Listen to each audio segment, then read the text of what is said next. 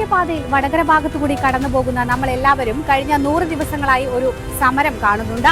ഇവിടെ പഴങ്കാവ് ജംഗ്ഷന് സമീപം അടിപ്പാത അനുവദിക്കണമെന്നാവശ്യപ്പെട്ട നാട്ടുകാർ ഒന്നടങ്കം സമരത്തിലാണ്.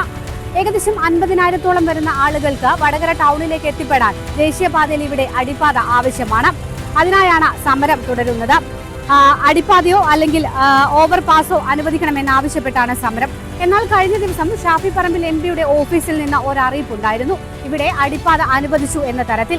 എന്നാൽ ഇപ്പോൾ അനുവദിച്ചിരിക്കുന്ന അടിപ്പാത കൊണ്ട് ഇവർക്ക് യാതൊരു ഗുണവും ഇല്ലെന്നാണ് ഈ ഒരു ആക്ഷൻ കമ്മിറ്റി പറയുന്നത്.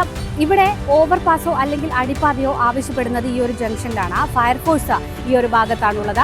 ഇതേപോലെ ആളുകൾ ഇവിടെയാണുള്ളത്. ഇവർക്കെല്ലാം വടകരയിലേക്ക് എത്തിപ്പെടാൻ, ഫയർഫോഴ്സിന് ഒരു അപകടമുണ്ടായാൽ അപകട സ്ഥലത്തേക്ക് എത്തിപ്പെടാനൊക്കെ ഈ ഒരു ഓവർപാസ് ആവശ്യമാണ്. അതിനായാണ് സമരം തുടരുന്നത്. പക്ഷേ നിലവിൽ അന്വേഷിച്ചപ്പോൾ അറിയാൻ സാധിച്ചത് ഇവിടെ അനുവദിച്ചിരിക്കുന്നത് ഈ ജംഗ്ഷനിൽ നിന്ന് മാറി 165 മീറ്റർ അപ്പുറത്തായാണ് നിലവിൽ അടിപ്പാത അനുവദിച്ചു തന്നിട്ടുള്ളത്. ഈ ഒരു അടിപ്പാത കാരണം ആർക്കും ഉപകാരമില്ലെന്നാണ് ഇവർ പറയുന്നത്. അതുകൊണ്ട് തന്നെ 100-ാം ദിവസത്തിലും ഈ ഒരു ആക്ഷൻ കമ്മിറ്റി സമരം തുടരുകയാണ്.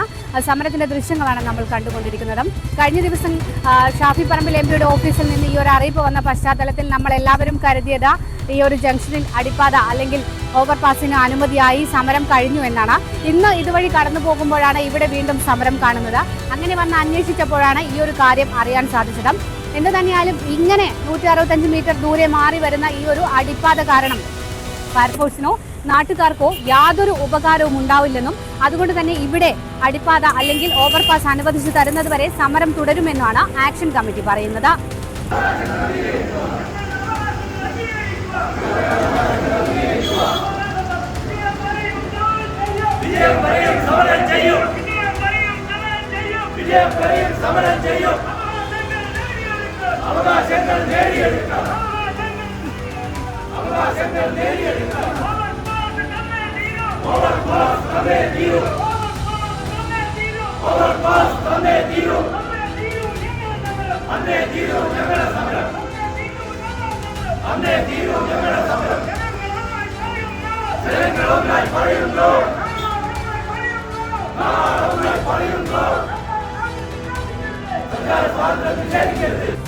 കഴിഞ്ഞ ഇന്നത്തേക്ക് 100 ദിവസമായി നമ്മൾ പഴങ്കാവ് ചോളംവയൽ ഹൈവേ ക്രോസ് റോഡിലുള്ള സമരത്തിൽ.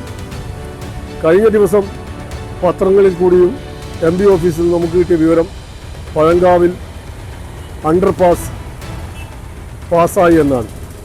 അത് ഞങ്ങൾ പിറ്റേ ദിവസം ഹൈവേ അതോറിറ്റി ഓഫീസുമായി ബന്ധപ്പെട്ടപ്പോൾ അറിയാൻ കഴിഞ്ഞത് നമ്മൾ ഈ പദ്ധതി പ്രദേശത്തും മാറി 165 മീറ്റർ ദൂരെ ആശാ ഹോസ്പിറ്റലിന് സമീപമാണ് ഈ അണ്ടർപാസ് വരുന്നത് എന്നാണ്.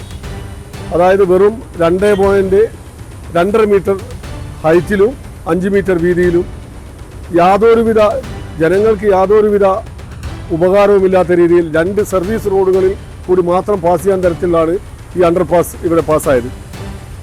അതിനെതിരെ ശക്തമായ പ്രക്ഷോഭത്തിലാണ് വീണ്ടും ഞങ്ങൾ എത്തിപ്പെട്ടിരിക്കുന്നത്.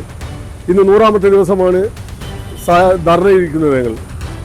അപ്പോൾ ഇതിനെതിരെ ശക്തമായ ജനമുന്നേറ്റം ഉണ്ടാകുമെന്ന് പറയുകയും സമരത്തിൻ്റെ ഘട്ടം ഞങ്ങൾ മാറ്റുമെന്ന് പറയുകയുമാണ്.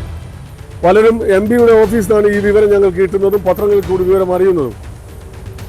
അങ്ങനെ ഇത് ഒരു കാരണവശാലും ഫയർഫോഴ്സ് അല്ലെങ്കിൽ പഴങ്കാവിന് വടക്ക് ഭാഗത്തിരിക്കുന്ന നിരവധി ഒരു 50,000-ൽ പരം ആളുകൾ താമസിക്കുന്ന ഏരിയയിൽ നിന്നും പട്ടണത്തിലേക്കുള്ള വഴി ഇല്ലാതാവുകയാണ്. അങ്ങനെ നമുക്ക് ഇപ്പോൾ കിട്ടിയെന്ന് പറയുന്നത് ഇവിടെ നിന്നും യാതൊരുവിധ സൗകര്യമില്ലാത്ത ആശാ ഹോസ്പിറ്റലിന് സമീപത്ത് നിന്നും സർവീസ് റോഡിൽ നിന്ന് മറ്റ് സർവീസ് റോഡിൽ കയറുക എന്നത് മാത്രമാണ്.